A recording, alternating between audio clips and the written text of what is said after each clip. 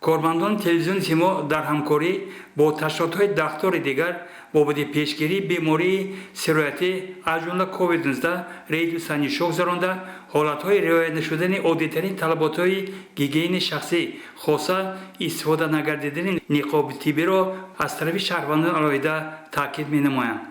متاسفانه نوارهای نوبتی دلیلند که چنین خنک نظری حالا هم جای دارند و وضعیت مقال چه میخوانی پارساله را به خاطر میآورد.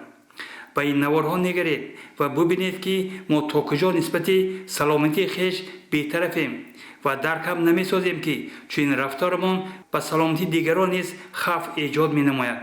بدتر از آن بودند و هستند شهروندانی که نقاب طبی را برای هوای هوس در گردن آویزان کردند و استفاده آن را فراموش ساختند.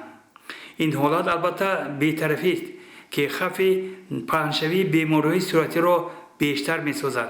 حالت‌ها زیاد جای دارند که نفران علیحده از جمله تاجران صاحبکاران تنها بعد دیدن کمبری نوربرداری کوشش استفاده نقاب طبی می‌نمایند.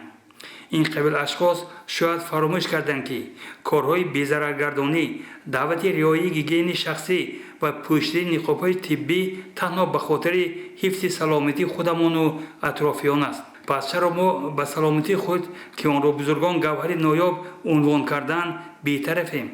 چرا قبل از به کوچه برآمدن اندیشه نمی‌سازیم که ما را در خانه اهل عائله انتظارند و مهمتر از همه درک نمی‌سازیم که با رعایت نکردن عادی‌ترین طلبات‌های سانیتری اپیدمیولوژی جامعه را مریض می‌سازیم. این همه کوتاه اندیشه‌مان را کووید 19 هیچگاه نبخشیده و نخواهد بخشید. زیرا این وبا از اول دشمن قتال انسانیت بود هست و اگر در آینده نیز بی‌طرف باشیم به منزلمان این وبای است باز غم و اندوه و مصیبت می‌آورد.